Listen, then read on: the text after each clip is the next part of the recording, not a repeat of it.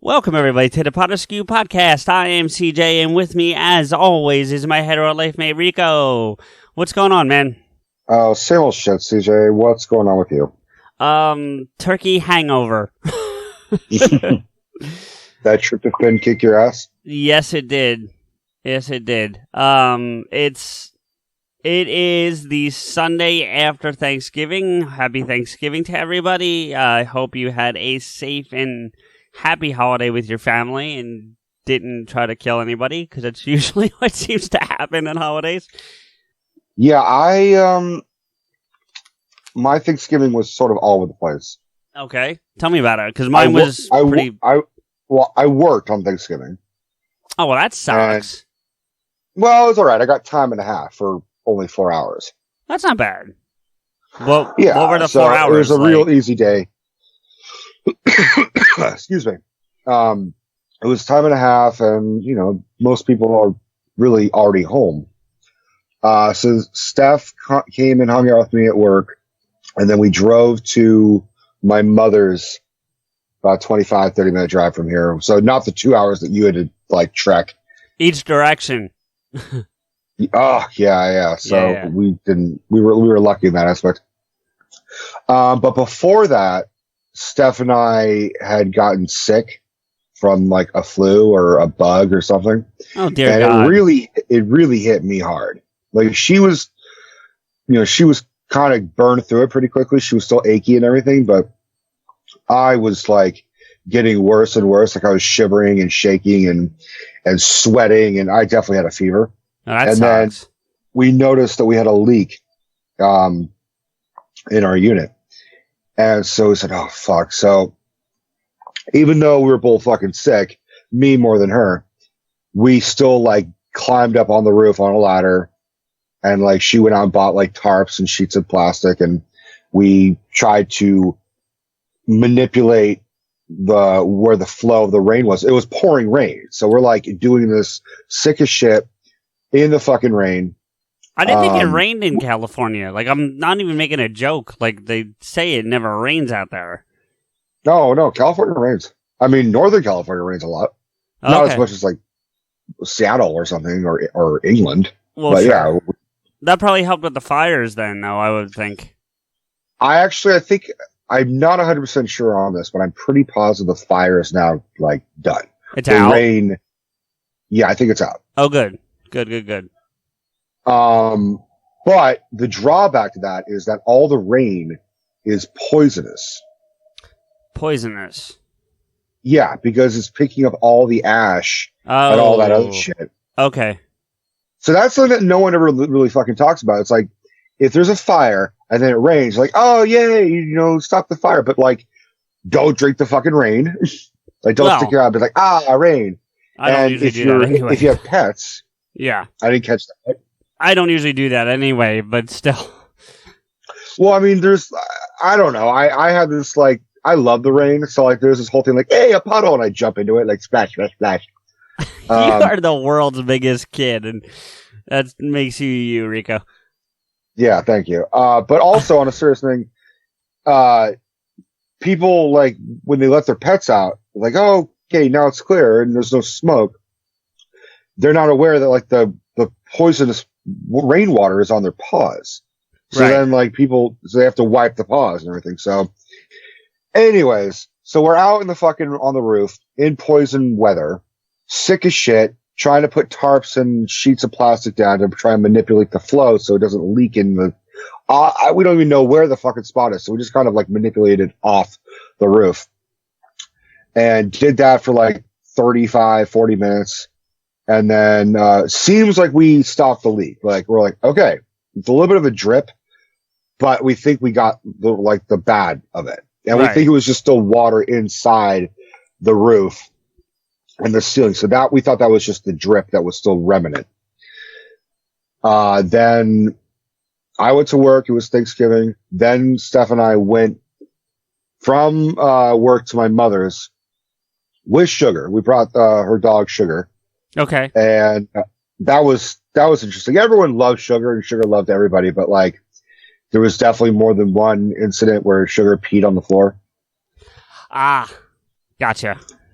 And it wasn't like the greatest of first impressions where it's like, you know, like, hey, here's a new dog. And then it's like, oh, that, and then, you know, my mom and my stepfather were both, you know, totally understand. It's like, well, she's an old dog. She's excited.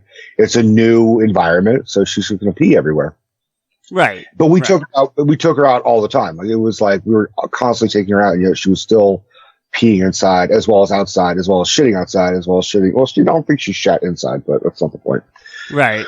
So then when we came back, I went upstairs to help my dad with the computer while Steph came inside, and then she called me and she's like, you need to come down here right now. I'm like, oh shit. I got downstairs and we had stuffed a blanket up in the corner up against the ceiling. So it was on top of this. What? Where the leak was? Right where the leak was, but like up on top of a bookcase. Okay. So it was sort of wedged in, and we had been doing that when there was a leak, so it was soaking up in the towels and blankets, and not on the floor. And then we've done laundry 3 times this past couple weeks, Oof. Just because of all the recycling of all these towels and everything, and all the stuff is getting moldy and smelly and rainy Sure. and just gross. And there's a constant recycling. We did laundry till 2 a.m. last night. Oof. Yeah. I was up that late too, but that's a whole other story. Yeah. Yours was a little bit more important. Well, ours was important too. We were running out of clothes. It wasn't even that. I'll tell you why after you're done your story, but it wasn't even what you were alluding to that I'm not going to talk about, but that wasn't why I was up that late. So that's why I was up at the butt crack of dawn this morning. But that's, yeah. Well, so we had, when we left for my mother's, we had forgotten that we left a blanket up in that corner. Okay. Because we're like, oh, the leak's done. No bother. Whatever. Fuck it. Let's just go. We didn't even look at it. We didn't think about it. We were just negligence on our part. So when we came back, what happened was the remaining moisture and the cold air and whatever soaked the blanket. And then from then it made its own leak because it was soaked. It was sort of hanging off the bookcase. So there was like a part of it that was hanging. So all gravity just brought all this water down to one corner. And then that made a free fall leak, even more powerful than the fucking rain. Oh shit. So when we came back, it was like so much of our shit was soaked. And like electronics, like luckily my PS3 and her Xbox were fine, but it had dripped onto the lower shelves of the bookcase, which we had put like games and our systems on and controllers. So her Xbox One controller, which was like a limited edition, what was it, Steph? A Gears of War limited edition controller. Yeah. But actually, I thought it was Baby 8. It looks like it's like orange and white. So I was like, oh, it's Baby 8. No, it's not. Apparently not. Okay, fair enough. That was soaked. So I immediately put that in a container of rice. A lot of my games and some of her games were soaked, where like it somehow just got into the fucking case and like warped all the paper, the designs of the games and everything. Right. So I'll have to clean the games, but you know, it's and we got really fucking lucky too, because like it was on electrical equipment, like a fucking plug-in, like a power strip, which was left on because we thought, oh, the leak's over. Yeah. So, and Dino was in the room the entire time because we didn't want to leave him out in the rain. Sure. So like it could have been really fucking bad. He could have gotten electrocuted. We could have started a fire. Yeah. You know, so that was a rude awakening, a rude homecoming of just being like, okay. And then we kind of like panicked for like an hour and then just thought about it. We're both trying to like rile each other up. Like, okay, it's okay. We didn't lose everything. We didn't really lose anything that important. We're going to, you know, if we have to replace your controller, we will. You know, the games aren't damaged. It's just the covers. You know, look, in retrospect, we got off very light. It could have been far worse. And that's both the positive and negative thing about a lot of the shit that Steph and I have been dealing with the past, you know, month, is that we are forced to just to try and find a silver lining each time, which I guess is the biggest step of being an adult. You're just like, okay, well, I may have broken my leg, but at least I still have my leg. Like shit like that. We're just forced to like really be positive. And it works. So, I mean, I'm the first to admit it. I was always that fuck false positivity, but like it does occasionally work. Yeah, it does occasionally work. You're right. So, but since then, we've had a very lingering moldy smell, and I know it's affecting Steph, and it's affecting her more than me. Right. So we're doing our best to try and clear the air out a little bit and spray anti-moldy shit, and did our laundry again last night. So it's an uphill battle, but eventually we'll fucking make it to the top of the hill. I don't know what your finances are like right now, but it may be worth investing in a small dehumidifier if you don't already have one in there. We talked about that even before we had like a leak problem. Yeah. But like what we have to do is we have to figure out this fucking plaster situation, because the plaster is like crumbling and like it's just ruined. Like we have to get a new fucking sheet of plaster and coat over it. And we're like looking up online how to like do it, because allegedly my dad is going to sell this house. Right. Like that's something he's been talking about doing for a couple of years, and now like he's really like going to happen. So we're thinking, well, why do something expensive and long term when we're all going to have to fucking vacate this in like a month and a half or 2 months? Right. Which I'm sure Steph is thrilled about after having done the move she just did. Well, I'm sure the good news is that there is an eighth of the stuff in this room is less than what she had to move, because she wasn't just moving for her mother. She wasn't just moving for herself. She was moving for her mother. She was right.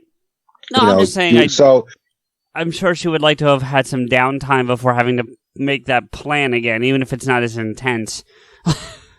That's true. But what's really stressing us out is where we're going to move it to. Right. That's really what's driving me crazy is, money is a situation, but even if we were making $1,000 each a month, that's still not enough to fucking find a apartment with a first and last plus dog and cat. Like it's just not going to happen.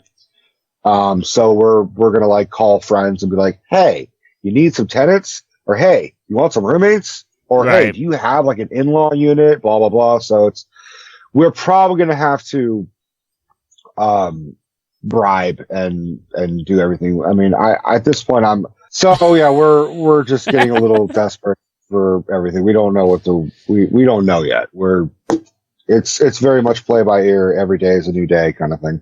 Right. No, I gotcha. That sucks, man. Well, I mean, it also gives you a chance to get that fresh start that I think you guys might want anyway. Just the timing's not great. That's all. The timing's not great. I mean, that's the thing, is that we are both dealing with such a situation where everyone else is jumping the gun before us and makes us have to play our hand in a desperate way. I've been there before. Yeah. That sucks. It does suck. We're like, hey, we're safe. We're okay. We have time to like settle up, and then, oh no, we're going to sell the fucking house. Like, thanks. Yeah, exactly. Like, that kind of fucks us over, but okay, thank you. Well, how is Thanksgiving itself besides sugar, pissing, and shitting? Or just pissing, I guess? I mean, Thanksgiving was fine. We got there at like 7:00, so Thanksgiving dinner was already over. Right. My mom had already had a couple people over, and so they were like digesting while we were like scarfing. Okay. And like then we just sort of talked and hung around, and then they were very nice people. My mom and my stepfather Maxwell were gracious hosts and they are very warm and accommodating people and very friendly. And then the next day we just fucking did nothing. Like we were just like, we need a break. Dude, we need a day off. Yeah. I hear you. Black Friday, if I could do that, that's how I would spend my Black Friday every year if I could do it. Because I didn't even want to go shopping. Yeah, I hate Black Friday. I hate going anywhere near a mall between now and like the end of January. Like I just don't want to go anywhere near any shopping centers or malls. I just don't. I don't like going to the malls, period. I was never a mall rat. I've never understood As much as maybe that's one reason why I've always like not loved Mallrats. It's just kind of like I never identified with it. Yeah, for me, it's not the being in the mall that I love about Mallrats. It's the dynamic between TS and Brody. I had friendships like that. That's, and not about being in the mall, but just the dynamic between those two characters. Do you know what I mean? Like I had those friendships. Who were you? Probably TS.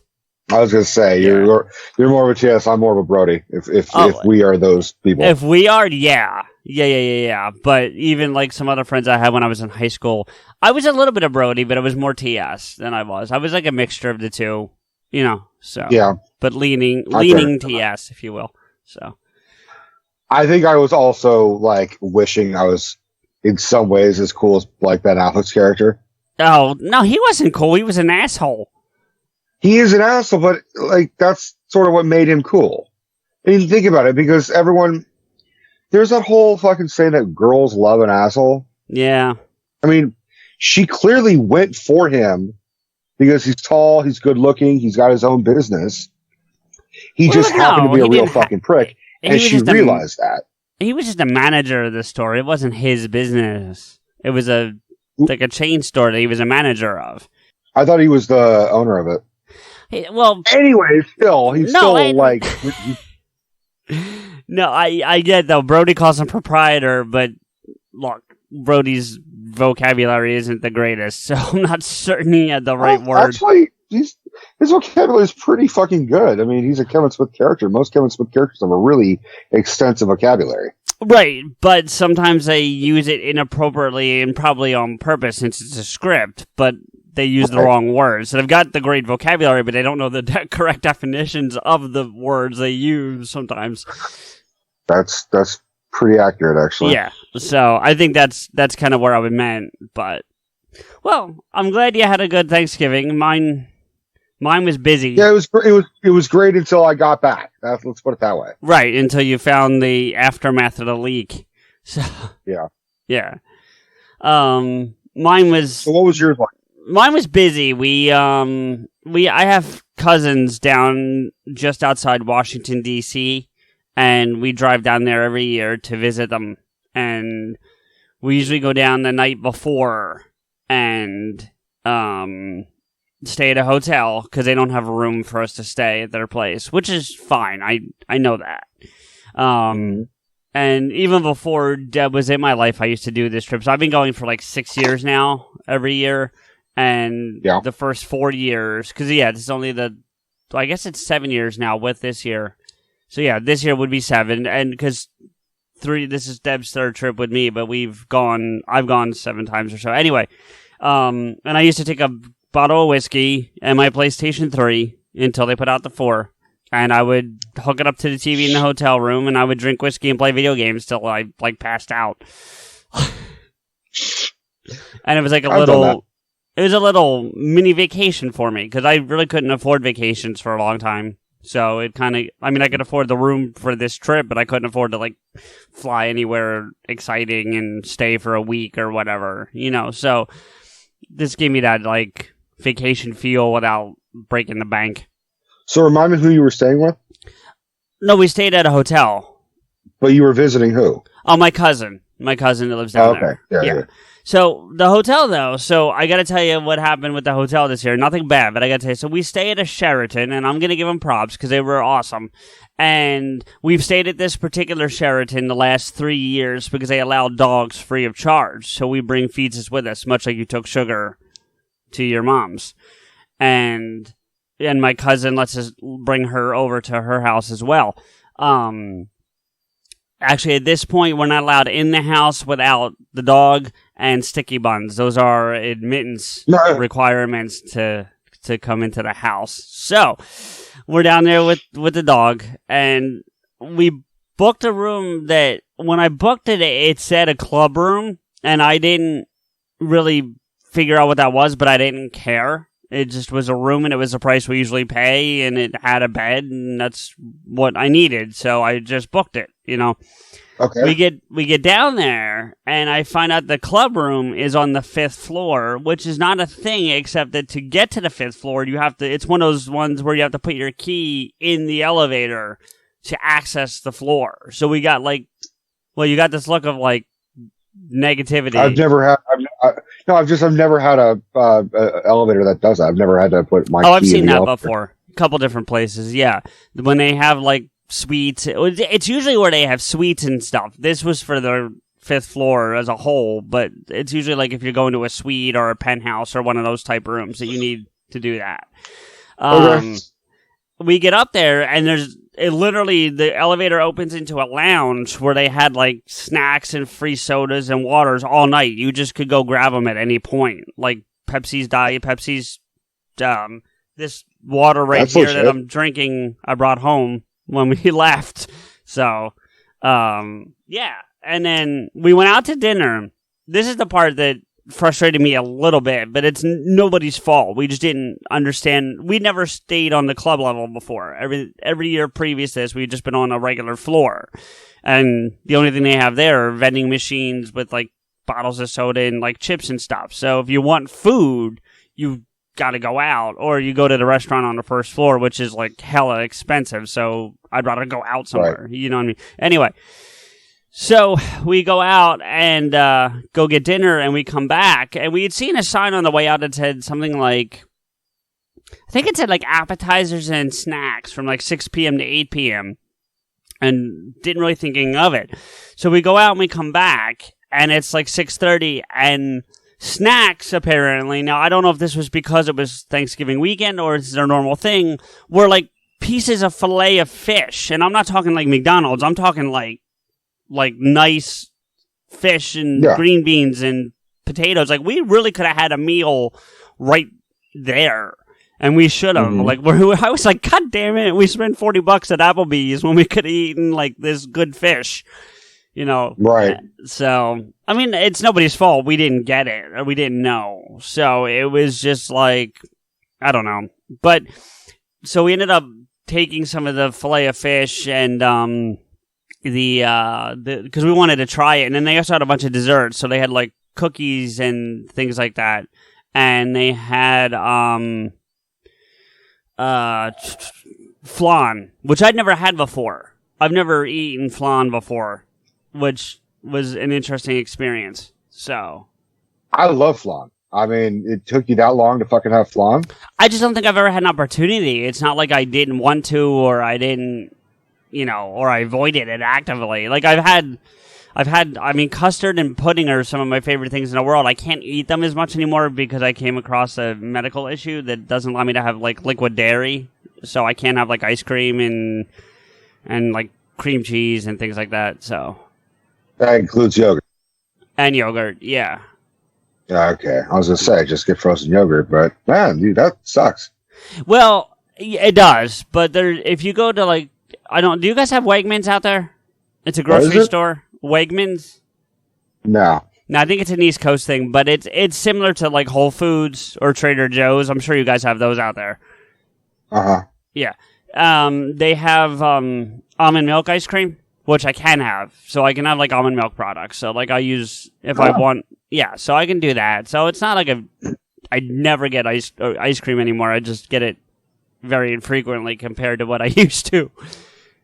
Speaking of like ice cream and almond milk and desserts and shit in Trader Joe's, you've been to Trader Joe's, right? Once or twice, not often, but yeah. Okay. They have this dessert that is like, it's a chocolate ball, like it's solid chocolate, and then you smash it, like you hit it on the fucking table. I'm not sucking on your chocolate salty balls. I'm sorry, not happening. It's not chocolate salty balls, you motherfucker.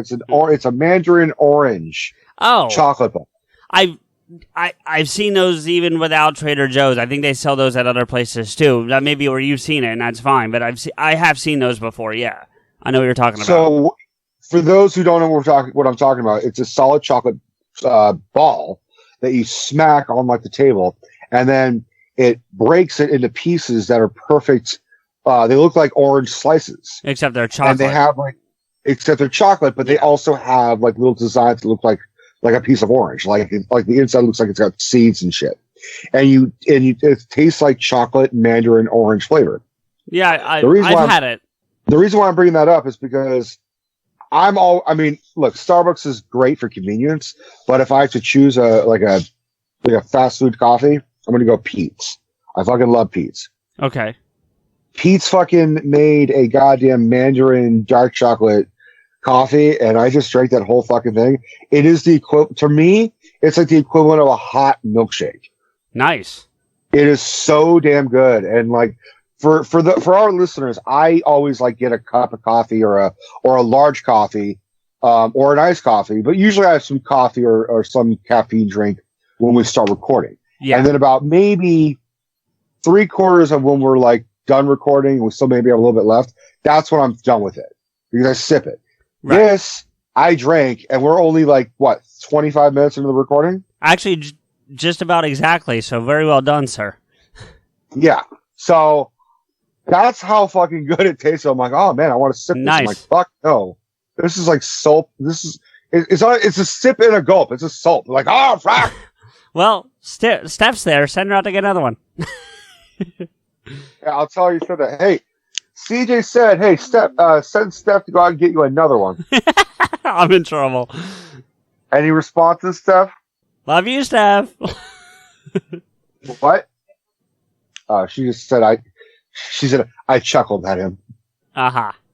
Anyway, but yeah, so we stayed there, and then we ended up our room was like one room over from this lounge, so like it was real convenient for us to go get like these snacks and stuff, and we just sat in a room and played Spider-Man, actually, that Spider-Man game I showed you. You just got Red Dead Redemption 2 though, didn't you? We did. We had just, for whatever reason, we were more interested in playing Spider-Man, so.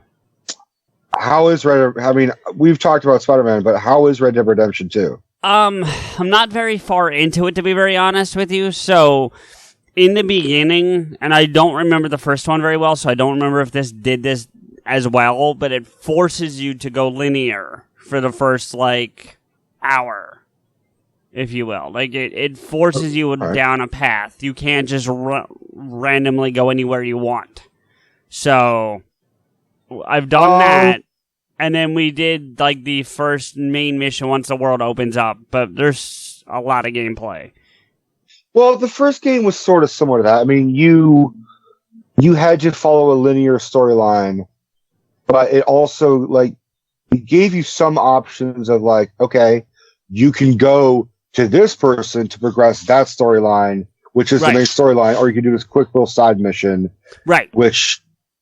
But really, you were limited to just those two. You could still ride your fucking horse around, but you were like, you're not going to be able to go around to a lot of places. You're really only in like a fucking radius of like 2 square miles. Well, yeah, and then as the story progresses, then you can then you actually are forced to go clear across the country a couple times. Right. No. Well, and I get that, and I remember that much. No, this is like you are within like a quarter mile. Like it's very, very linear for the first hour or so, and then it does wide open up, but in the first beginning it's very, very linear.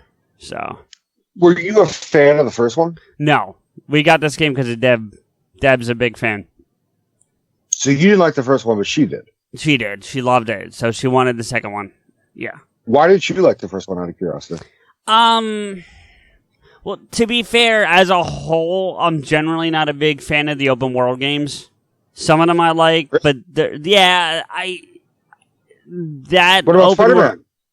Well, that's what I'm saying. There's some exceptions to the rule, and Spider-Man's one of them. And I like Tomb Raider's another good example of that, because it's not as open world as, say, a Grand Theft Auto or Red Dead. Or, to me, even Spider-Man's not as large as a Red Dead or a Grand Theft Auto. Grand Theft Auto is huge, and so is Red Dead. You know what I mean? Like, they're just huge worlds. Like, even the Batman ones that were somewhat open world, like Arkham City, aren't as big as these games. Oh, yeah. You know what I mean? Like, so, and I don't know. The stories never grabbed me. Rockstar, to me, is never, to me, and I know I'm probably in the minority, much like my Halloween opinion, is just not, they've never grabbed me very much. The stories just never, like, you know what I mean? I can understand that, but I definitely was a fan of Red Dead Redemption. But I was also a fan of the very first one, which was Red Dead Revolver. Oh, I didn't realize there was one that predated it. Yeah, it's earlier, and it's not even. Oh God, you just said it. Who the fuck does? Who's the company you were just talking about? You talking about Rockstar? Yeah. Yeah. It was Capcom. Oh, okay. So it was Capcom. It wasn't Rockstar. So it was very, very straightforward because it was like a PS1 game or it was a PS2 game. But it was fine. I mean, it was just basically the concept of it was just a lot of a quick draw type of game. But I remember this game. Are you sure you're not confusing with Gun? No, I'm looking at it. I just Googled it. Yeah, I just Googled it. I remember this. I don't think I ever played it, but I remember seeing it on shelves and stuff. I think it was an Xbox only game at the time. No, it was PS1. Was it? Okay. Yeah, I had it. I believe you. I think it was PS2. Because I don't think it was on PS, but I had it on PS2, and I remember just like walking into the GameStop, seeing the logo of it. I'm like, do you play as Clint Eastwood? Because the character looks so much like Clint Eastwood. It does. But that character and this character in Red Dead Redemption and the next one, the one that you're playing, has nothing to do with each other. It's basically an anthology game series. It is very similar to Grand Theft Auto, where it's like you're not playing the same character throughout the same games. Well, wait a minute though. What do you mean it has nothing to do with each other? Well, as far as I know, the first game you're not playing the character you're playing as in Red Dead Revolver is not the same as Red Dead Redemption. Correct. And the third one, I'm looking at that right now. Red Dead Redemption 2. You're playing. I think Red Dead Redemption 2 is actually a prequel because you're playing as Jim Marster. What's his name? John Marster's mentor. Yes, I think. But Marston's in the game. You rescue him at one point very early on in the game. Very early on. So that's my point. Is you're playing? It's a prequel because Marsters is dead. But it's not. It's right. Spoilers for those who haven't finished the first one. I know. I didn't finish it, but I know that. No, but what I'm saying is they're still connected. Like the the Grand Theft Auto games are just completely separate from one another generally. This at least links together in some capacity, even if it's third party or whatever. It's an MCU. It's following different characters and different stories while they're interconnecting other things. Right. There's our Marvel reference for the day. Yeah, I would tell you, right? I will tell you that if given the choice, I would play a Grand Theft Auto game over Red Dead personally. Oh, the opposite. I love the Red Dead Redemption. I love the Undead Nightmare. The zombie one, yeah.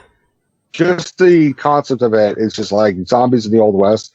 I mean, they get a little bit too ridiculous, like, because you can, like, hunt mystical beasts and shit, so, like, you actually can hunt a fucking Sasquatch. Okay. And you kill it, and, like you kill the other ones, and then, like, you hear it screaming and, like, wailing in anguish, and you go and talk to it.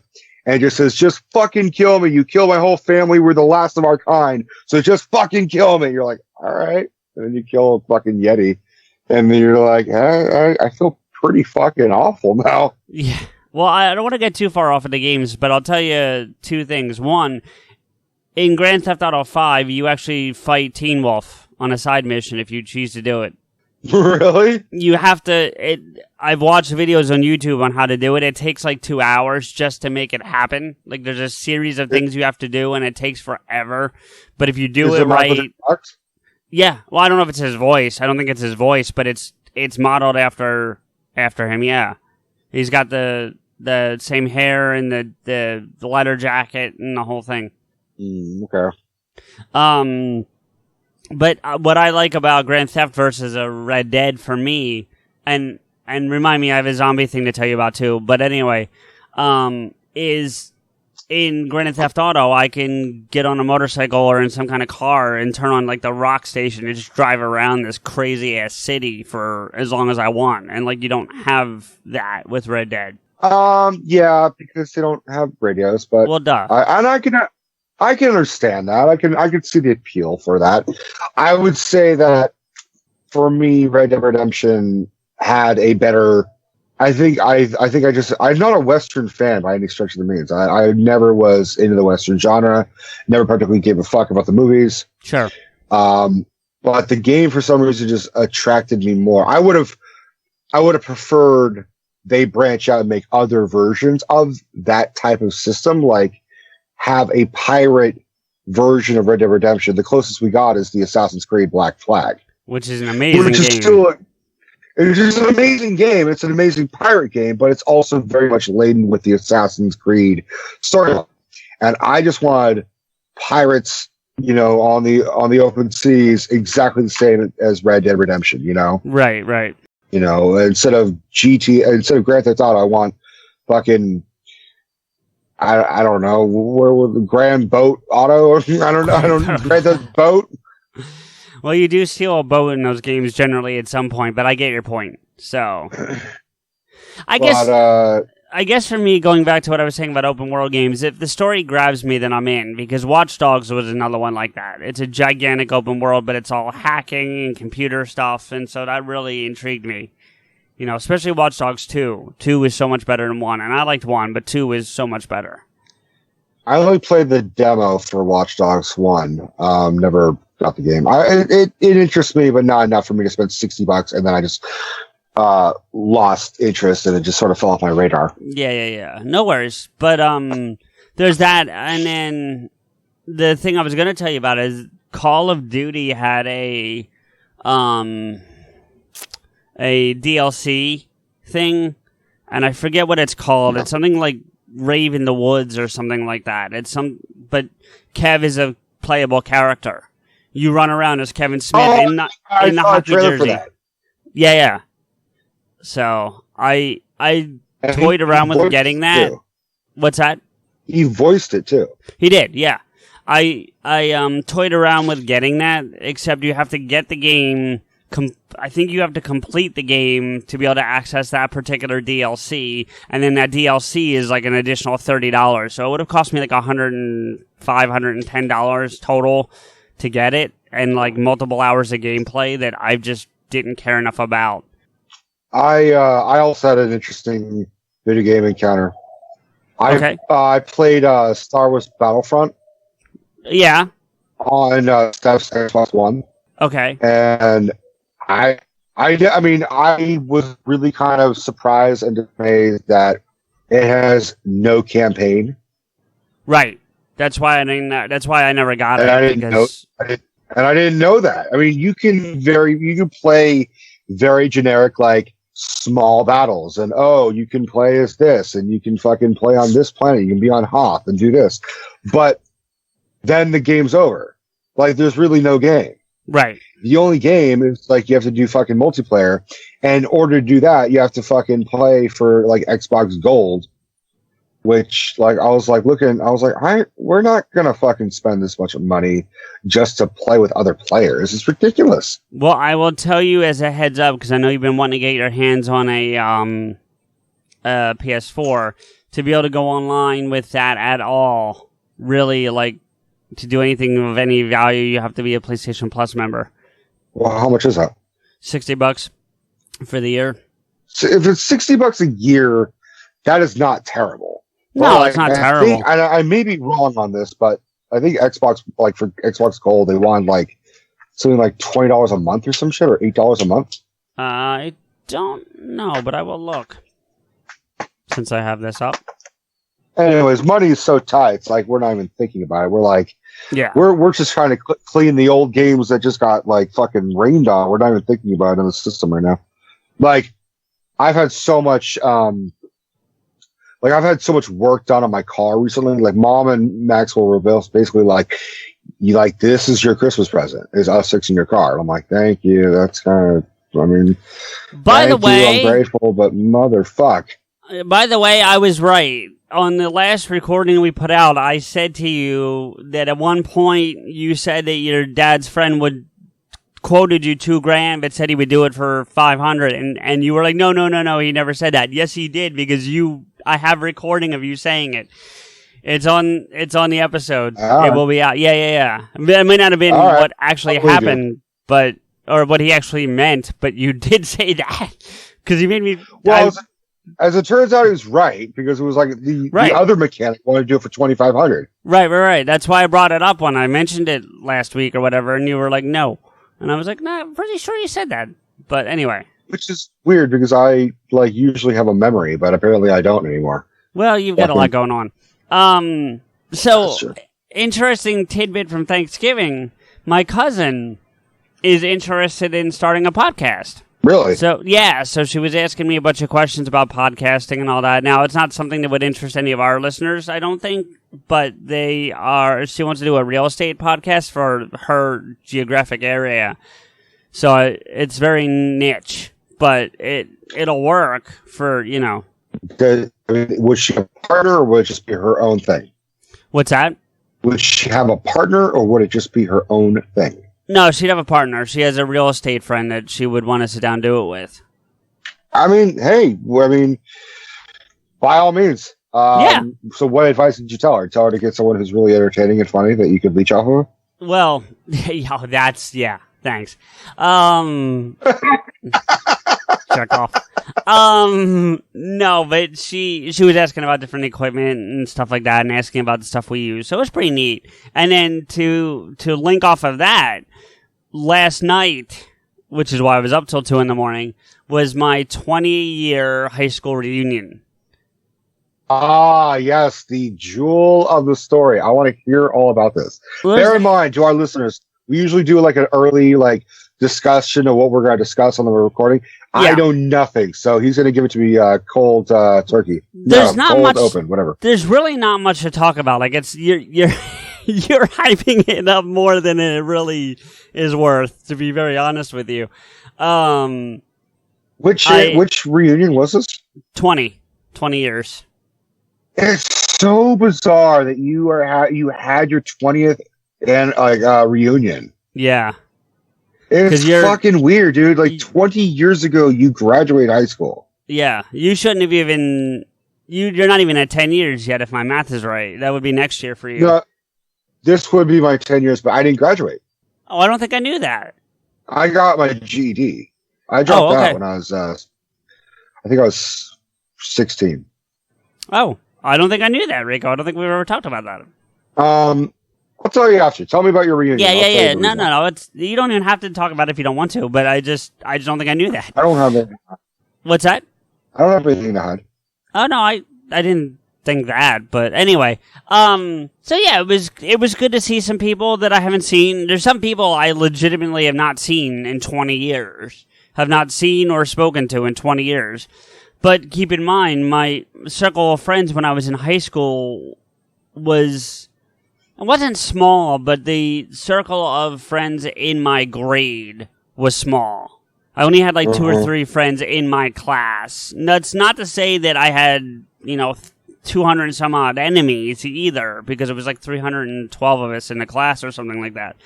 But it just, these are people I was civil with, and they said hi to me and those kinds of things, but we weren't close. These weren't people I spoke to on a regular basis or anything. So who got fat? Not really anybody, to be fair. If anything, several people lost weight, which I think is pretty cool.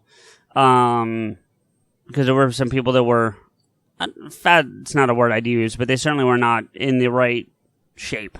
So I wasn't really asking. I don't really. You're like, oh well, so and so got. Oh no, I wouldn't. I was just being a dick. Yeah. Well, no, I get that. I wasn't going to drop names anyway, but if there were people, I would have said there were some, but I wasn't going to drop names. But no, I saw your teachers still around that you liked or anything like that. I mean, as far as alive or still teaching or what? I don't know what you're asking. Did you it's one thing to see students and friends that you knew 20 years ago. Did you have a teacher that you're like, oh my God, it's Mrs. Fuck, and you're like, hey, you were blah, blah, blah. Well, the teachers don't come to these things, so I wouldn't have seen any of them anyway. but I'm sure there's a couple that are still around I would like to have seen. Because I liked a lot of my teachers. I got to be honest with you. Like, I was not a teacher's pet by any means, but I certainly liked a couple of my teachers, and a couple of us were talking about them last night because we all liked them. You know, we were fortunate that way. We went to a high school where we went with some pretty cool teachers, and we had a couple that were shitty, but you're going to have that everywhere, so that's what it is. You know, one of them wanted me expelled my senior year because I broke a window in the cafeteria, but, you know. Wait. Why? So, I have... Yeah, fuck my story. You first. So, I have... before I forget, there is a connection to podcasting through all this, so please don't let me forget to get back there at some point. But I can't promise that. All right, you broke a window. Why? Okay, so I found out senior year, and actually, was it senior year? Yeah, that antihistamines affect me in a way that it doesn't affect normal people, but I didn't know that for a while, and I was taking them.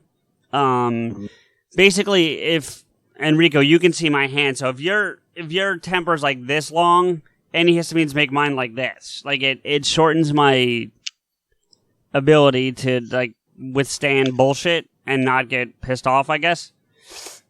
So, okay. I was talking to my then girlfriend, and she said something that just, like, pissed me off. Like, really pissed me off. I saw red. I saw red, and I like, there's a part of me that wanted to hit her, but I was coherent enough to know that was wrong for a multitude of reasons, so I was never going to do it. So I turned and hit the first inanimate object I saw, and I backhanded a window, like, with a fist, like this, and dude, I hit it, I must have hit it just right, because it shattered and imploded. Like, it didn't go out, it came in. This is in the cafeteria? Yeah. So, like, everyone's eating lunch, and they just look over, and they see the fucking, like, you just break a window? Well, it wasn't during lunchtime. It was, a lot of us would, like, convene in the cafeteria in the morning before first bell. That's where we would go and, like, hang out. So, it was, like, 7:45 in the morning or something. Well, I mean, that would piss me off, just being up that fucking early, so I can at least understand that. Well, yeah, but anyway, so... Yeah, you would have hated my high school, because I went to a Catholic high school, so I also had to wear a uniform every day. I mean, I don't think I would mind the uniform. I think I would just mind going to Catholic school. Yeah, well, there's that too. I don't know what's happening, Rico, but there you go. You were, like, sinking. I'm using my phone, so I'm leaning it up against, but every time I, like, move, or, like, I gradually just slowly just falls down. I know, I was watching it. It was like... Anyway. Go back to your story. You out of the shit you want to talk about as well, the podcast thing. But you reminded me of a thing that, like, everyone in my high school thinks I did. And I'm trying to set the record straight 10 years fucking later. Okay. There's this fucking rumor and, like, open knowledge that I got so pissed off I ripped off a stall door in the bathroom. I could see that. I did not rip off a stall door. Okay. So I believe you, but I could also see it being possible. No one believes me. No, I do believe you, Rico, because I have no reason not to believe you, but I also believe that it's possible. It is definitely possible. So it was math class. I must have been 14 or 15, and I'm like arguing with someone who's like, I think he was trying to, like, copy my work, and I was like, math is one of my worst subjects, so I was really studying and really trying. He's like, come on, dude, let me copy. I'm like, fuck you, I'm working really hard for this shit, I'm probably wrong. Fuck you for trying to copy me, do your own fucking work. And I was really pissed off, and then the teacher, who I remember has always been a super chill dude, really nice guy, and really, like, one of those teachers, like you were talking about, you just, like, love and adore. I guess I caught him in a bad mood. He's like, Rico, get out of here. Go to the bathroom. Go. Dude, calm down. Stop disrupting my class, which is really out of the norm, because he's really like, Rico, what are you doing? I'm like, nothing, Mr. Myers, blah, blah, blah. Yeah. So I got all pissed off. So I just ran upstairs to go to the bathroom because I had to pee. And I'm like trying to calm down. Otherwise I was going to have a CJ and break a fucking window. And, and so I'm taking a piss, and in front of the urinals is a fucking big, long, stretched out mirror. So everyone who's sitting in front can fucking watch themselves pee for some fucking reason. What a weird place to put the mirror. Yeah, right. Like, so you just look eyes into the other person that's sitting next to you. You don't look to the right at them. You just look into their eyes and just be like, hi. So I'm peeing, and I look at the corner. I look like literally in the at the stalls behind me through the reflection. All of a sudden, I just see a stall door just like fall down on the floor. Like, no one was around. No one kicked it. No one unhooked it. It just, pissed off. Pee. Look at the reflection. Bang! What the fuck? Okay. So I'm like, well, I don't want to just fucking like leave this here. I feel bad for whoever has to fix this. So I pick it up, and as I'm about to lean up against the wall, one of my classmates, the one who was like trying to copy off me, walks in the bathroom to see, like, he's like, hey, Rico, holy shit! Or, all right, now's not a good time. So he just thinks I came up there and ripped off the stall door because I'm holding it. So he just runs down and like tells everyone. Okay. And like, so I had to like explain, I'm like, I didn't do it. Then like the principal like pulled me in the fucking like office, like, I could suspend you and expel you and all this other shit for for fucking up school property. I'm like, why would I break a fucking stall door? Yeah. Like, as pissed as I am, I wouldn't do that. I respect other people's property, not like fucking CJ. Thanks, Rico. So yeah. No, that's funny. I got stories from high school I could tell you. Like, there's the 1,000-person fight that I organized. 1,000-person fight? Well, you got to figure there was 300 to 500 people per class in my school. So that puts what, like, let's say conservatively 1,200 people together in the building. My school was a hallway. Yeah, mine was 4, one for each grade, each high school. We had like 50 students. Yeah, we had 300 per class, and that's small for here because that's a Catholic school. Public schools, a guy I was in high school with at the same time, but he went to a public school. His graduating class was 1,100 people, I think. Jesus Christ! Yeah. All right, so you organized a fucking like 1,000 student brawl? I don't know if it was that many people, but it was large. It was definitely large.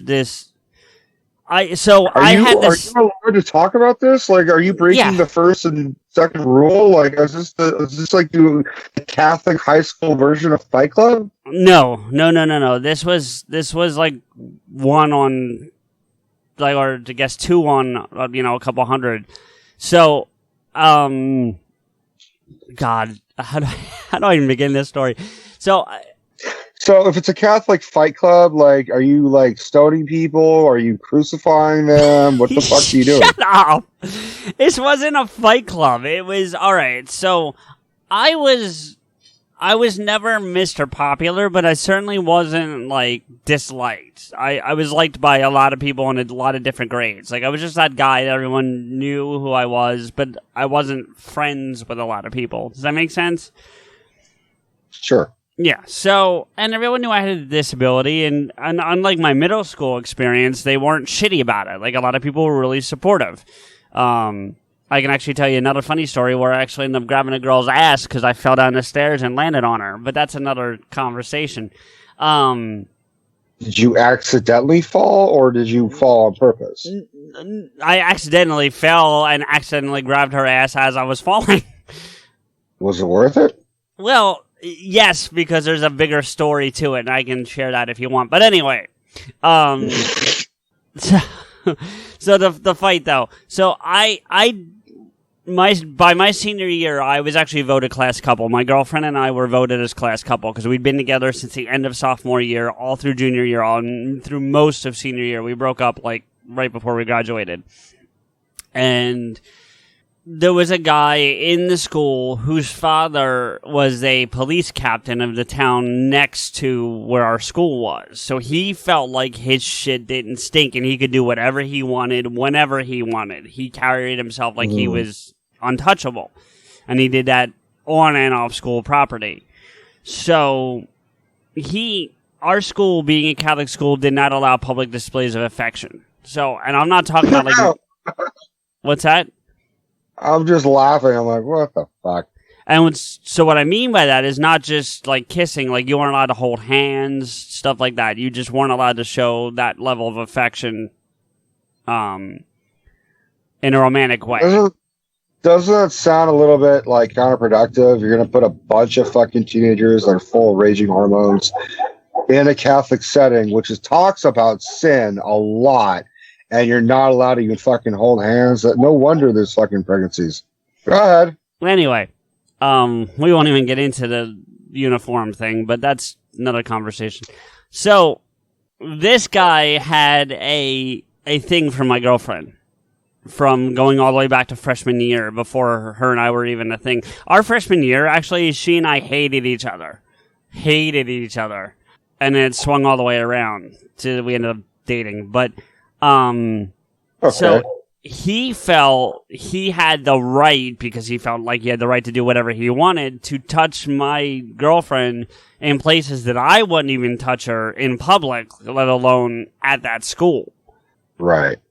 And she told me about it, and I lost my shit. I was ready to go after him, and she's like, no, calm down, I'll take care of it. And this has nothing to do with the window. That's a whole nother 2 separate instances, just to clarify.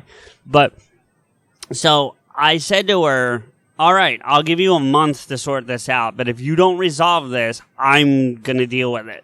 And a month passed, and nothing... A month is being generous. Yeah, honestly. I know. So a month passed and nothing changed, really. And I went up. Wait, what does that mean? Does that mean he kept doing it, or he just did it the one time but it never got resolved? No, he kept doing it. That shit? Yeah. He wasn't stopping. Oh, okay. So I walked up to him and I told him, I said, you're going to knock this shit off or we're going to have a real problem. And he looks right back at me. Now at this point in my life, I'm 5'5", 94 pounds, maybe. You know, like I'm not a big.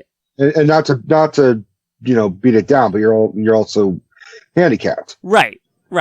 So I mean, I'm sure you're a scrappy fuck, but like you do have a and I have 10 years of Aikido training too, so I do know a little bit about my way around on how to defend myself. But yeah, you're right. Like at the end of the day, yeah, Is he a big fucking dude? He's like 6'2", probably like $140. Like he's not big, he's just tall. Do you know what I mean? He's a string bean. Yeah. He was then. I haven't seen him since, so I don't know. But at the time, he was. He wasn't at the reunion? No. Nobody liked him. Nobody liked him. He had like a handful of friends, and they were all the people that nobody really liked. So I'm not stunned he wasn't there. So he says to me, I'm coming back up here after school with 7 of my friends. You bring anybody you want, and we'll do this. And I'm like, okay. All right. So for my sophomore year of high school, this is my junior year, this is all happening, just to put it in perspective. My sophomore year, I was an equipment manager for the varsity football team. And I was an equipment manager because I wanted to be on the team, but the school would not even let me try out because I was an insurance liability.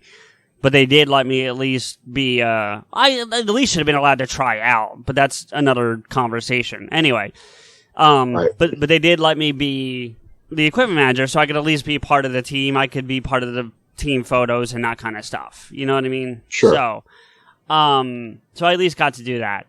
And we're doing that. And so I got to be friends with like a lot of the varsity football players. And again, when I say friends, I don't mean like they were calling me up and we were out hanging out, but like They knew who I was. But they respected you and you respected them. And right. And the one guy, I won't say his name, but like he was nuts. And I mean that in the best possible way because he's one of the nicest guys to this day. I still see him from time to time just like in my travels. And he's an amazingly nice guy. But he's fucking nuts to the point that like every game, especially the first game of the season, you know how football, I know you're not a big sports guy, but you know how football players put that black stuff under their eyes? It's to help with like reflection. The sun glare, yeah. Yeah.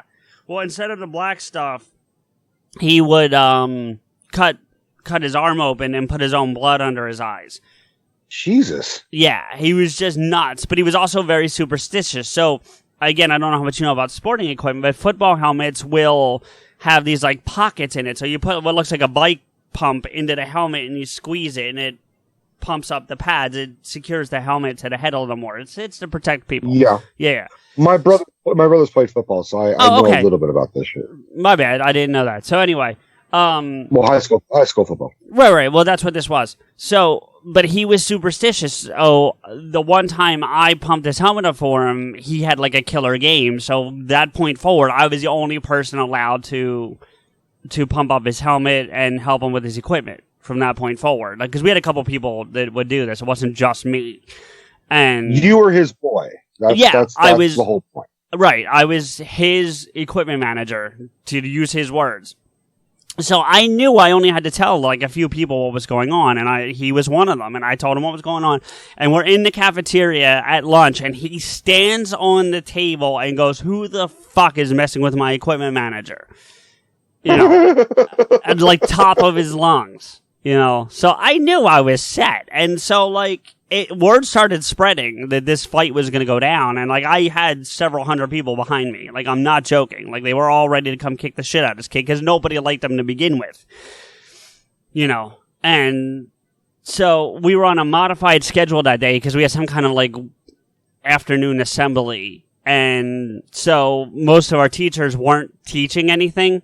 They were just kind of like fighting through the day or whatever. And when you were in trouble or if they needed to talk to you, meaning the office, a blue slip would come in to the classroom. Like they had a person who would walk around and hand these blue slips out to the classrooms.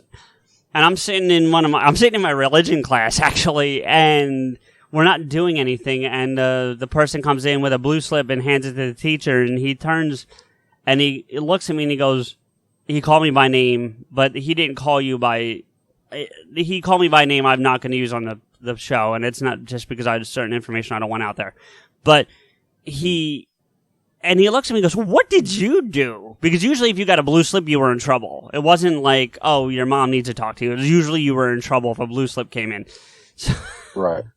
So I go down to the office, and I walk in, and the Dean of Discipline secretary looks at me and goes, he wants to see you in there, because he had two desks, one out in like the open and then one in like this office, like behind closed doors. And I'm like, oh no. And I walk in, and this kid is sitting there with one of these 7 people he was going to bring, looking like he was going to shit himself. Okay. And the dean turns to me. I'm into it. The dean turns to me and goes, so what's this here about you organizing a fight? and I chuckled for a second, much like you just did. And I said to him, yeah. And he goes, why? And I said, did he tell you what he's been doing? And he goes, no. So I detail what he was doing to my girlfriend for the last, 5 weeks or whatever it was at that point, you know, because it went on for a week before she told me about it. So in total it was 5 weeks or whatever. And a month and a half. Yeah. And his whole demeanor changed, and he daggers this kid because the kid's been a thorn in his side. This is not the first time this kid's gotten in trouble. He keeps getting out of it. He's had daddy come in periodically, come in and help him. Right. Exactly. So he turns and stares daggers at this kid, and his head just drops. The kid's head just drops, and which is just a clear indication that he's revealing that. I've always seen that where someone just hangs their head. I'm defeated. I'm not even going to try and fight. Yes, it's the truth without saying anything. And that's exactly what happened. So he ended up actually getting detention for like a week because of it, I think. But then the dean turns back to me and goes, well, the dean, he turns to him and says, oh, is it, he stares down and his head drops and he goes, is it true? And he goes, yeah, it's true. He did. He fessed up. And that's when he got the detention or whatever it was. And he goes, all right. And he throws him and his buddy out of the office, but he turns to me and goes, you stay. And I'm like, oh, fuck. You know, I'm waiting for like the hammer to drop from this, right? Yeah. And he turns to me and as soon as the door closes and these two kids leave, he starts laughing his ass off. And he looks at me and goes, you have no idea how much I would love to see that kid get his ass kicked. No shit. Yeah. He says, but he says, you know, I can't let this happen, right? Like, as the dean, I can't let this happen. You have to stop this. Can you stop this? And I'm like, yeah, I can stop it. If he doesn't show up and I do what I need to do, I can make it stop. He goes, okay, I'm trusting you to stop it, but you have to understand something. If anything happens to this kid over the next 2 days, I have to suspend you. And I said, no, I can stop it. What'd you do? What'd you do on your suspension? Oh, I didn't get suspended. I stopped it. I was able to stop it. I was making a joke. I'm like, so he got his ass handed to him. So what'd you do? Did you play video games? Or? Yeah, no. My mom would have lost her shit if I got suspended for that. She would have been mad. Your mom would have rallied her own fucking posse to beat the shit out of you. Yeah. No, she wouldn't have needed a posse. She would have done it herself. But yeah. So that was the fight that I organized in high school that never actually took place. But so was the breaking the window story, that's over? I just want to make sure. I didn't know if it was connected to this or not. No, they're two separate things altogether. They're not connected in any capacity. The only time I came close to a fight, I had a couple fights in school, which was elementary, middle, and high school. I just say school as a long sure. A grand thing. But there was one time there was this, I think it was in 5th grade, and there was this other stocky, chubby kid. And I wasn't chubby, but I was definitely, I had a little bit of meat on me, but I was really, really, really muscular. Sure. Because my dad was, tough fucking guinea, was making me like do push-ups and pull-ups every morning, every night. Like I was working out. I wasn't running, but I was like lifting weights and everything at like 10. Okay. So this one fucking other kid was teasing another of our classmates. And this was in Alameda. And Alameda has a very prominent, large population of Asian students. But there was this one particular kid who just was really kind of slow. And like he was sort of like an Asian Forrest Gump. And I think he was an immigrant. Okay. So English, he may have been just really smart, but like I just don't think he just couldn't understand English very well. And this other white kid, I don't remember his name. And even if I did, I wouldn't say it, but he was just being a white little asshole, just picking on this fucking kid. And I had enough of seeing that type of shit happen.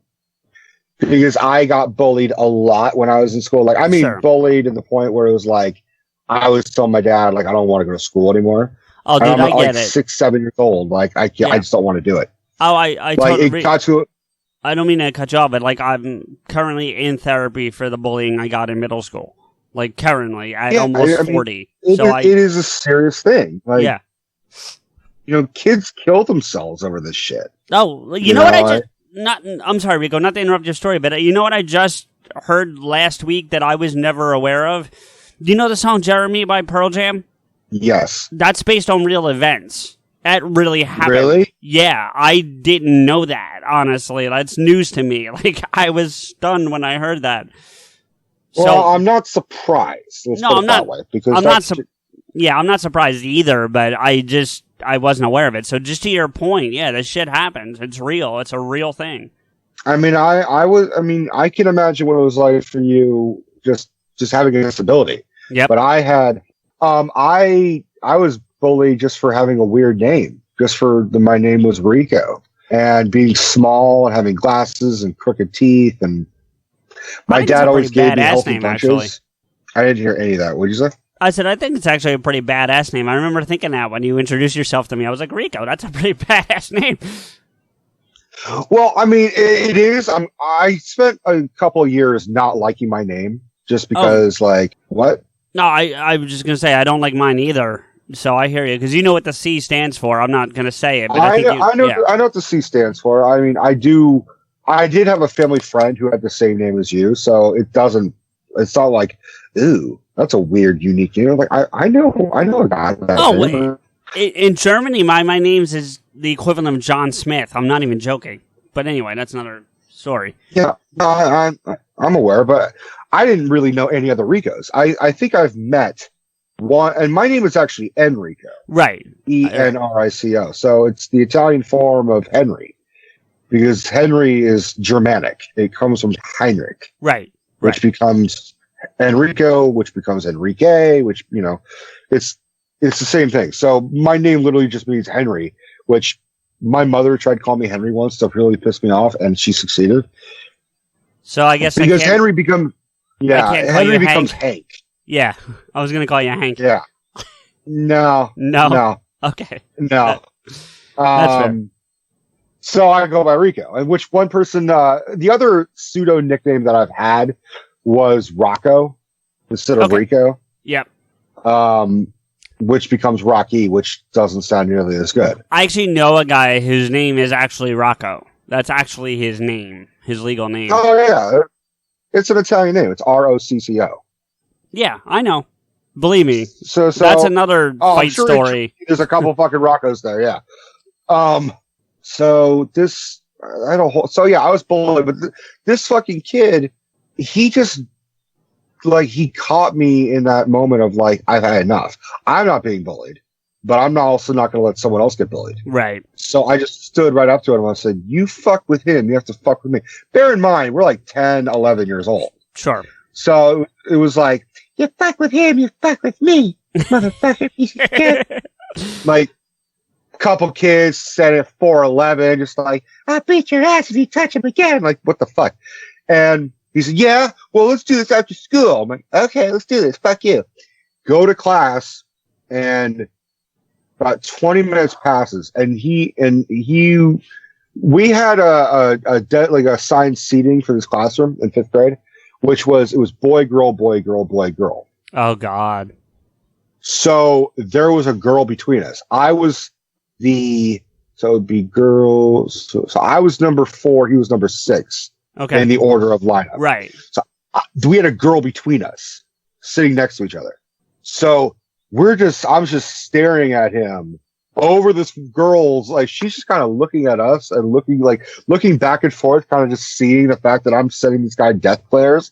And she's visibly uncomfortable. It's I don't know what's going on. Are you about to kill this fucking kid? And he starts out trying to act all tough, looking at me yeah, fuck you. And then gradually he realizes I'm not going to back down. And he started piecing it all together a little bit, being this is going to be really bad for me. And then he sends me a note saying Rico, I'm really sorry. I don't want to fight today. I'm really sorry. And I just looked at him and I said, don't fucking do that shit again to anybody. And then my teacher's like, who's talking? Everyone shut up. Do your work. And that shut us all up because we're fuck. Right. So that was the only time I came close to a fight in 5th grade. But I mean, I got my ass kicked a lot because I never wanted to fight anybody because I knew I could actually hurt them. But if I was actually fighting, it would have been really fucking bad. I unfortunately got into several fights, especially in middle school. Middle school was bad. I got, the one time it was 7-on-1, and unfortunately I was the one. So that was... Yeah. I held my own for a while. I did pretty good until I flipped my friend over my head because I didn't realize it was him behind me. But that's, Shit. Well, I started to fall. Right. So in Aikido, there's this move where, you know what a full Nelson is? The wrestling hold? I actually took Aikido, so I actually know a little bit about it. Okay, well, I know what a full Nelson is, though. All right, well, this move is called a full Nelson head throw. So basically, if someone tries to put you in a full Nelson, you block them, the full Nelson, and you can flip them over your head. Well, I started to fall, and a friend of mine put his hands in my armpits to hold me up because he saw I was going down. He came in late to this whole thing and went to hold me up. So you just chucked the fucker? Right, because I didn't know what was going on, so I felt kind of shitty about that one. I would definitely feel shitty. You flung your fucking friend who's just like, oh shit, CJ, I'm just trying to catch you. Like, fuck you, someone catch you now, bitch. Yeah, right, but I didn't know it until after the fact, so no, and then I went to school with him for years after that, so it was all good, but it was just a thing. But yeah, that was, and then I got really good at throwing, like, not actual knives, but knife-shaped things like that, where you can throw it and get it, like, I got good at that technique, and this one kid was messing with me, and I had a ping pong paddle where the handle was broken, so the one side was flat, like a knife edge, and I was able to throw it and hit him with the butt of the thing in the back of the head. That worked, so... Jesus. I think we talked about it on an episode, but I actually did get really good at throwing a knife. Yes, we did talk about that. I talked about almost killing the fucking squirrel. Yes, we did tell that story. Yeah. Yeah. I never threw it at a fucking human because, like, what do? Do I eat the fucking dude now? Like, I would never want to throw a knife at someone without, dude? like...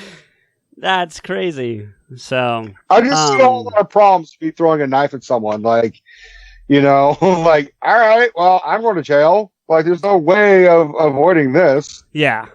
So, but anyway, it wasn't an accident. I aimed it at the dude. Yeah. Well, back to the reunion though, real quick. So it was a mixed bag. It was really back to the reunion. it was a mixed bag, and it was an interesting set of emotions all night because, like I said, some of these people I haven't seen in 20 years. Some of them I was never particularly close to to begin with, and not that I had enemies. The one enemy I had, I would say, would be that one kid, and he didn't show up anyway, so whatever. But for the right. But for the most part, like it was that. But then, like, and it was me introducing Deb to all these people because Deb was with me. So the last time a lot of these people saw me, I was with my ex-girlfriend, who I don't know if we've talked about it on the show ever, but she passed away 18 years ago this past September, and so they had a little mini tribute to her and the other fallen. There's 3 people from our class that I recall that have passed away since we graduated, so they had like a little thing up for all 3 of them. That's nice. Yeah.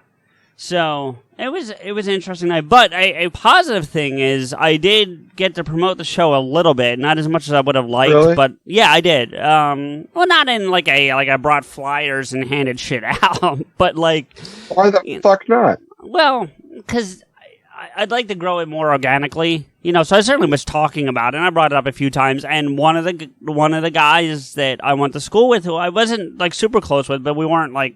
Again, I wasn't like an enemy. He said to me, he goes, "You're really doing a podcast?" I said, "Yeah." He goes, "How long have you been doing that?" I said, "Well, this particular show I've only been doing since May, but I've been doing podcasting for like 4 years now because we've talked about the show I had before you and I got together." Right. And he goes, Is it really hard to do?" And I'm like, "No, it's really not, And so he started asking me a bunch of questions. So I think I'm going to help him get a show off the ground. I don't know that I'm necessarily going to be on the show or a part of the show, but I'm going to help him get a show going.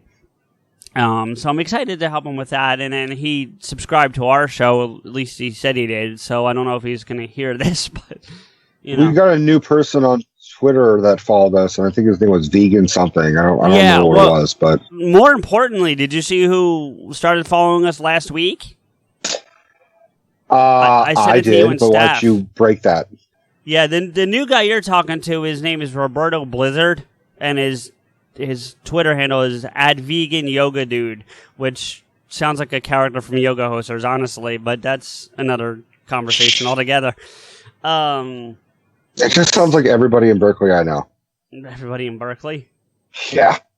Monkeys and rabbits, loop to loop. Oh, did you see? This isn't the one we were going to tell you about, but did you see that the MacGyver SG-1 audio series is also following us? So it's like a MacGyver Stargate 1 podcast. No. Yeah. Holy shit. Yeah. I'm not a big fan of either show, but hey, thank you for following us and, whatever. But why am I not finding this? Maybe, Do you have it? maybe Because they're I not can't. maybe they're not following us, or they just liked us. No, they followed us, but we just have a lot. We just have a lot of activity on our feed. So Can you just go directly to our followers? yeah, I'm gonna have to do that. It'd probably be easier though. I just went to the text I sent you and staff. Yeah, I'll just do that. I got I'll it right here. it. I got that right here. So Okay. Nadine Marissa from The Walking Dead is following us. Nabila, you watch the show, don't you? So I think you would know how to say that better than I do. I'm not current, so I have no fucking clue. Okay. Yeah, I don't know much about. I'm going to be very honest, Nadine. If you're listening to the show, thank you so much, and we very much appreciate it. I hope you're enjoying the show. I don't watch The Walking Dead, so I'm not as familiar with your character, but thank you. It's really all I can say. I don't know what else to say about it. Yeah, for someone who does watch the show, but is really, really, really, really, really behind, thank you. How about you, how about you come on the show? Yeah, please. You're welcome. I mean, if you've heard our conversation with Maddie Granger, then you're more than welcome to join us. We would love to hear any stories you would like to share. I want to know what it's like to be a professional tea drinker. She says on her profile, she's like actor, director, writer, dreamer, professional tea drinker. Yeah. I want to know what the context of a professional tea drinker does. I would be curious about that myself. So yeah, please, Nadine, if you want to come on and talk to us, I would love that. So, and I'd also send us a DM. Yeah, DM us, send us a message, whatever. Yeah, she's definitely still following us. I just looked her up currently, so she is definitely following us. So thank you. I think that's our second celebrity following us, if I recall. That's including Maddie Granger? Yes, that's of course Maddie Granger. Well, is Mikey, his brother, following us? That's a good question. I will check. So maybe our third, but anyway. The point is we don't have a lot of celebrities following us, so thank you for joining the select few who do. Yes, and I mean, no disrespect to the 3 celebrities that we have following us, but we're waiting for the Holy Grail. We want Kevin. There's a trifecta. I want Kev, Mark, and Ralph. That's the holy trinity of followers for us. What? Yeah, that'll be nice. It'll happen. I mean, the good news is at least Kevin and Ralph and I think Mark are at least aware of us. Oh yeah, they're definitely aware of us, I think. And the good news is they haven't sent us a cease and desist, so that's a good start. Right? Thank you for that as well. Thank you for not asking us to take the thing down. I mean, we would just change the fucking name. I mean, oh, yeah. that's all. We'd just be a couple of dicks at that point, but then he would sue us for that. No, Mikey is not following us. Maddie, you need to tell your brother what's up. To be fair, we weren't following him, so I just corrected that problem. I think I was following him. You are, but the show is not. You were, yes. Well, did you send a friend following thing? Yes, I did. Just did that. Well, if he doesn't, then we see where the true Granger brother lies. And the Granger love falls in the Maddie side of the fence. We gotta have him back on. I know we're well beyond Stan's passing, but I would we probably need to, and this is probably more for offline, but we need to try to coordinate getting Matt back on. Let him say his piece about Stan. I think that'd be fair. That'd be great. Yeah, get his, actually, you know what? 2 cents. Ask him to give us one story for 4 hours. Yeah. I would actually. I think we touched on this a little bit during an episode, but more has come to light since then. I know that, and I really kind of want your perspective on the Armie Hammer thing, because I feel like he was getting unfairly criticized for what he said. I'm trying to remember what he said exactly. He said, I can tell you, nice to see everyone taking photos of them with Stan Lee. But he was saying in a shitty kind he was of saying tone. people were basically promoting themselves using Stan's death by using pictures they had taken with Stan. And he felt like people were using the pictures to promote themselves as opposed to honoring Stan. That's the vibe he got from it. And what I say is sit the fuck down, Lone Ranger, and shut up.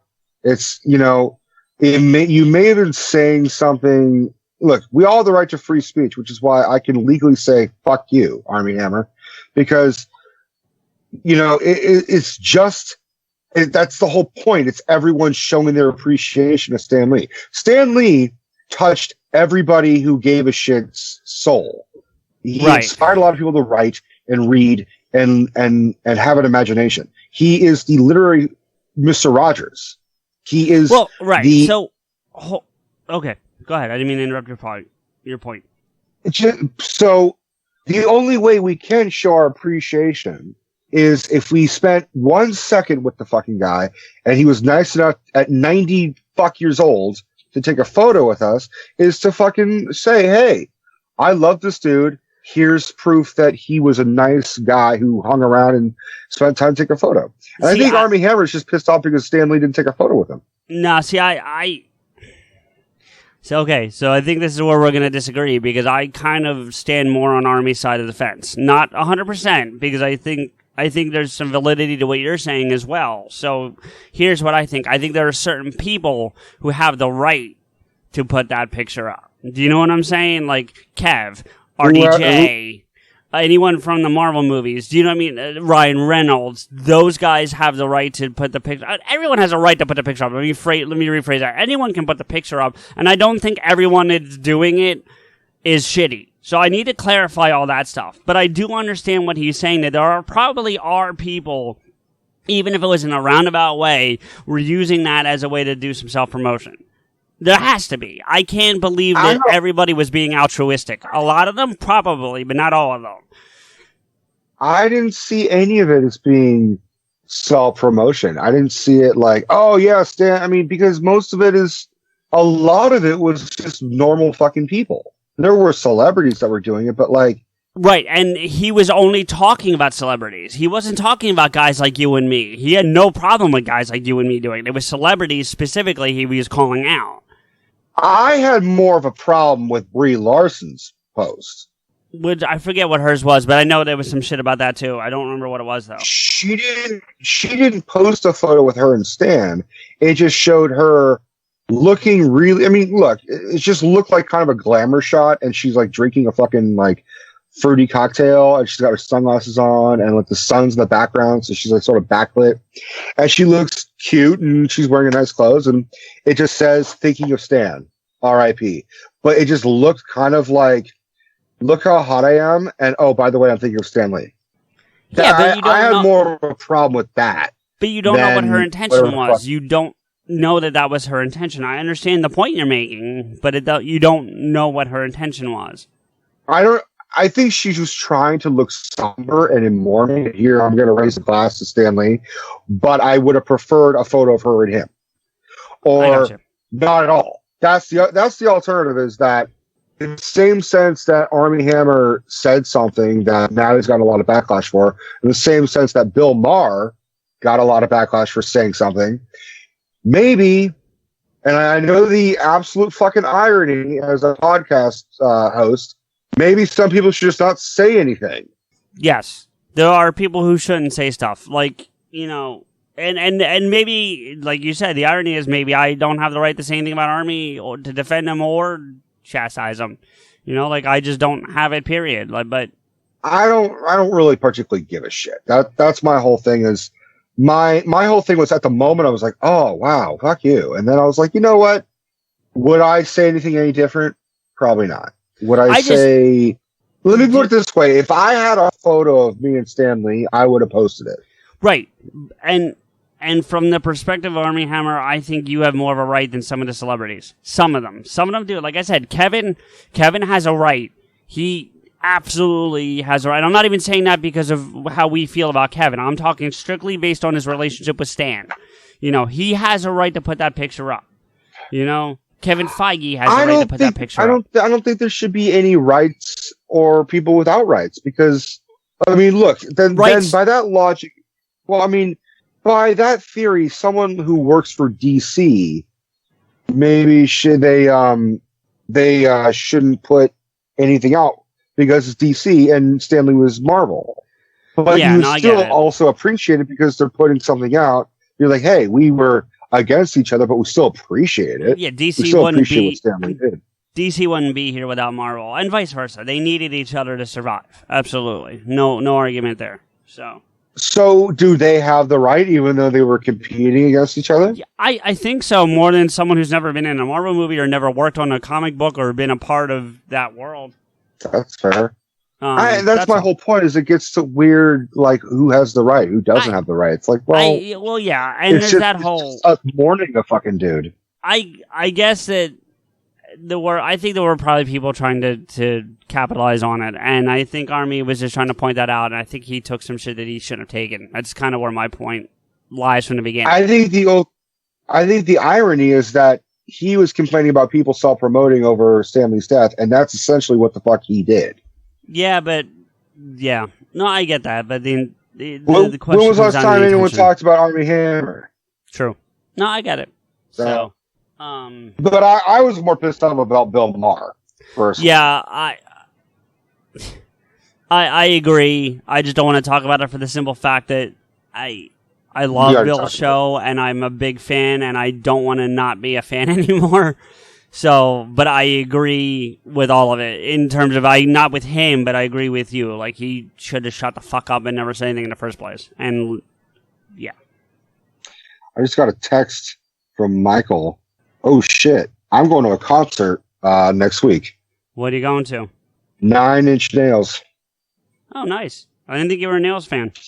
I'm definitely. I mean, I would not have been a fan if it wasn't for Michael's influence when we were younger. But you know, I definitely became a fan of Trent Reznor and 9 Inch Nails and Marilyn Manson and a lot with Corey Taylor and Slipknot.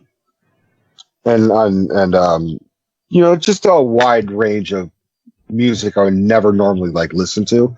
Michael opened up my eyes about that. And 9 Inch Nails was definitely sort of one of the precursors to that. Right.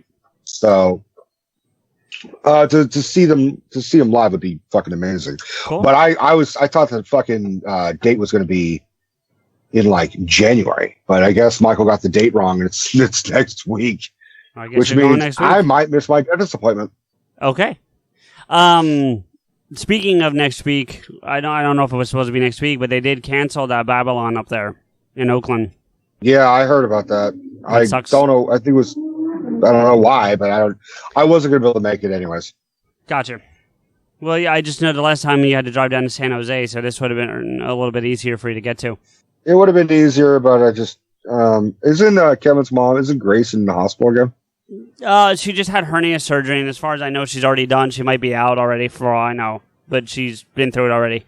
That's her. So, anything else? I had a fucked up dream, and you know when I have like fucked up dreams, they're always like story worthy. well, yeah. Do you want to save that for the next one, or do you want to bring it out tonight? It's your call. I'll tell it now because I don't know if I'll remember it. Okay. Oh, you had a Aqua Velva story you wanted to tell us too. I don't know if you want to bring that up. So I don't know how much more time you want to talk. So Aqua Velva, that's from a couple weeks back, but CJ is the one who could see me. You guys obviously can't see me, but I shaved my beard off, and now I'm getting my goatee back. I've got some stubble and some facial hair back. I look a little more like myself. But I also was growing my hair out on my head, and I have really thin hair in the front, and I'm losing my hair. It looks fucking awful. So most of the time I just shave my head, have a goatee or a beard. I call it the reverse mullet. Yeah. So we've mentioned that before.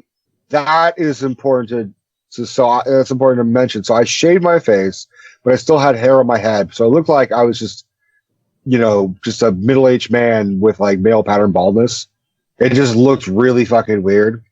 And I went to the bar around the corner from my house, the one that my friend Michael works at, with Stephanie. And Michael made this whole big thing. He's like, dude, go to the bartender and order an Aqua Velva. And that's sort of a joke because there's the movie Zodiac about the Zodiac killer. Right. And there's a scene where Jake Gyllenhaal is drinking an Aqua Velva, and it's this big neon blue fucking fruity drink. And Robert Downey Jr.'s character is sitting with him. He's like, all right, this cannot be ignored. What is this? And he's like, it's Aqua Velva. If you tried it, you wouldn't make fun of it. And RDJ looks at it for like a good 2 seconds and then just like takes a gulp of it. And the next scene shows them with like 4 fucking glasses like on their table, like all tipped over. And they're both just hammered. And so Michael forgets this, but Michael and I made Aqua Velvas at home one time when I was living with him. And they were fine. We also mixed it up. And basically what it is gin and vodka, blue curacao, and a splash of Sprite. And that does sound pretty good, actually. It's really fucking tasty. Like, what happens in the movie is what happens to everybody. I'm like, here, try it. They're like, oh my God, that's actually really tasty. You would never want to get drunk on it because, like, it would be a really bad hangover. Yeah. But, so the whole point was Michael wanted me to get, like, pissed off the bartender, who is he's a buddy of ours. You know, we know all the bartenders. So he just wanted me to go up to Frank and be like, hey, Frank, can you make me an Aqua Velva? He's like, look at me like, what the fuck is an Aqua? I can make you anything, but what the fuck is it? So I give him the fucking ingredients and the directions. And he makes it, and he's like grumbling. He's like, Rico, you can't believe you're fucking drinking this nasty fucking thing. And he puts it in a martini glass. So I'm just drinking this martini glass of blue liquid. Yeah. And I walked to Michael and Steph and Sam Lemon, who did the PodAskew theme. Yeah. And he says, you look like Gargamel drinking Smurf blood. That's funny. Because my male hair baldness and my clean shaved face, I look like Gargamel. It was one of the funniest fucking things I've ever. I was like, I didn't care it was a joke at my expense. I was like, that's fucking brilliant. Yeah, that is pretty brilliant. You know what? That drink sounds, in terms of complexity and nobody knowing what it is, it sounds like a Blacktooth Grin. It's different. It's a different drink, but it's in terms of like the obscurity of it. Sounds like a Blacktooth Grin. Well, Michael and I, we branched off in it. We like add other shit. So like, because it's called an Aqua Velva, we start calling them Aqua Vulvas as a joke because we're like 22 years old. And we're like, hey, it's Aqua Velva. And then we had like grenadine and we like put some of that in it and it sort of became like a purple drop of red. And we're like, oh, it's a bloody Aqua Velva. It's gonna, I call them cherry poppers. Oh my Jesus. I was like, it's like my first time drinking and then I got really gross. Stop. And I don't understand how Michael fucking doesn't remember that shit, but that's okay. You wanna know what's in the Blacktooth Grin? Yes. It's 2 part Seagram 7, 1 part Crown, and a splash of Coke. I think that could be an acquired taste. I mean, I'm all for trying every type of alcohol and every type of mixed drink. I mean, there's some I'm going to be like, that is god awful. I try to every December 8th to drink at least one of them because that's the day. Because Dimebag Darrell from Pantera, who we've talked about on a previous episode, he's the one that invented the drink. So on the anniversary of his death every year, I try to tip a Blacktooth Grin back just to like, hey. Well, I know what you're drinking in a month. It's like next week. Oh shit! Yeah, you're right. I doubt I'll do it, but that was like I saw a meme that was basically just covered this whole thing. Like 2018, like January of 2018 lasted 4 years. October fucking breezed by in like 2 weeks, and then November was just a blink of the eye, and we're like, what the fuck, dude? Yep. I agree. So a couple times on the show, I have like talked about fucked up dreams. One of the fucked up dreams basically was my idea for a Halloween movie. This dream was not that like intricate or well fucking thought out. It was just weird. And what it was sort of like, it's sort of a metaphor for my dad in a weird way. And I could talk about this because he's never going to listen to this. My dad is the type of guy who, like he is the landlord here. So when we have a leak, I hold him responsible, but he's like, well, take care of it. Do it yourself. and he we how do I phrase? So the dream was we had a rat problem in the room that Steph and I live in, which is not untrue. We have had, because there's like a hole in the outside wall, right, and rats can fucking fit through a hole that's the size of a dime. So I have had over the years a occasional rat problem. Like, they're not in my bed and shit, but like, whatever. So the logic, I was like, Dad, we got rats in the fucking room and mice. What do we do? And my father's logic in the dream, it wasn't a nightmare, but it wasn't a dream either, was like, all right, well, I'll just put some snakes in your room. Oh God, you'd lose me right there. I'd fucking move out. Right? I'm not like fond of them either. So he's like, deathly afraid. I'll put snakes. So he puts like garter snakes, which is also connected to my father, which I could actually end the episode on a really fucking better story, but I'll get to that. Okay. If talking about snakes freaks you out, then you're not going to like it. Yeah. Well, yeah. Let's not do that then. Just end with the dream. So the dream is my dad goes and puts snakes in our room, and Steph and I are both like, "Bro, like, Dad, what the fuck? Like, this is how you solve it?" He's like, "Well, just get used to them. Just walk over them. If you don't bother them, they won't bother you." And I'm like, somehow this is just the logic of my father. So we're like tiptoeing around snakes. We got a cat and a dog. They're both kind of like dealing with the fact that we have snakes on our floor, under the bed, blah, blah, blah, to try and get rid of the rat problem. And then my dad said, well, it's not really working. So here, I'll just put a rattlesnake there. Okay. And he puts like a baby rattlesnake, which, for those who don't know, a baby rattlesnake is more dangerous than a full adult rattlesnake, because 1, they don't have a rattle, so you can't even fucking hear them. 2, they have no control of their venom, so they actually unleash all their venom when they bite you, whereas an adult just puts out a little bit. Are we getting to a point where there's no snakes, Rico? Because I'm already kind of unnerved. It's almost done. Okay. So then the dream switches to where I see Dino swatting at the rattlesnake, and the rattlesnake just biting him, and he's like still like, ow, that hurt. And he's kind of obviously getting groggy, but he's still slapping the shit out of it.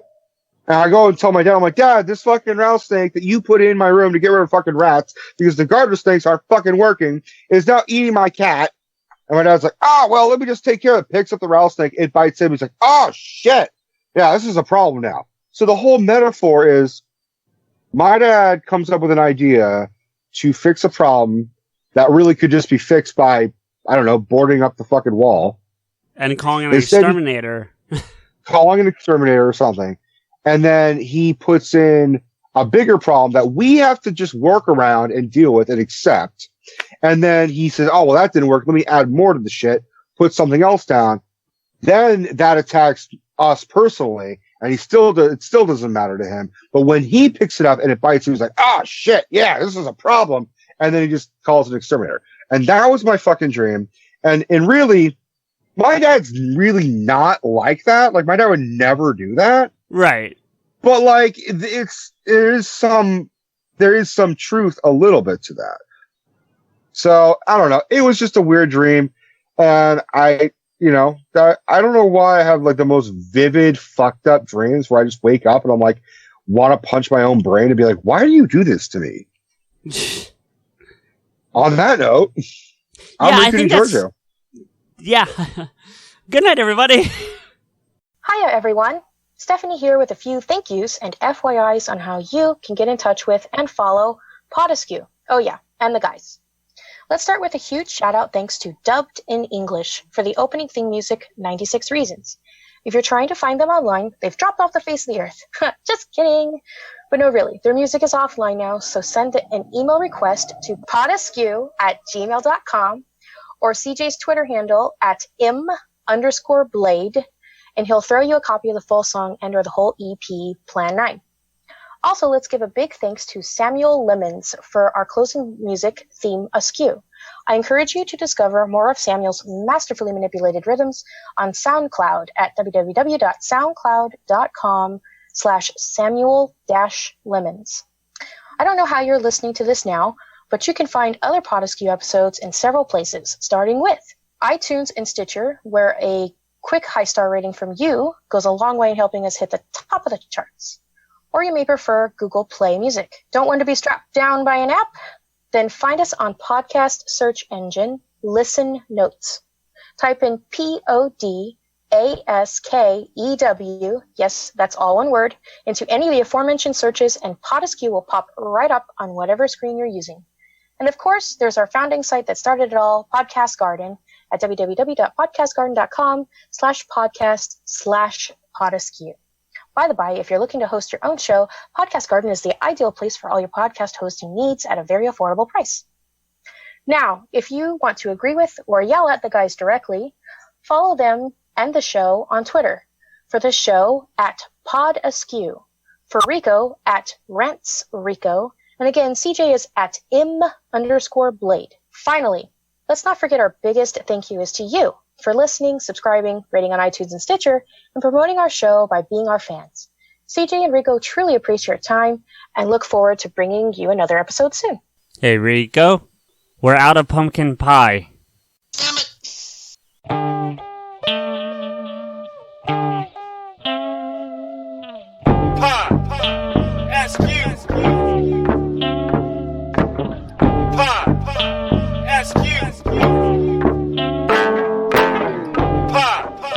PodAskew.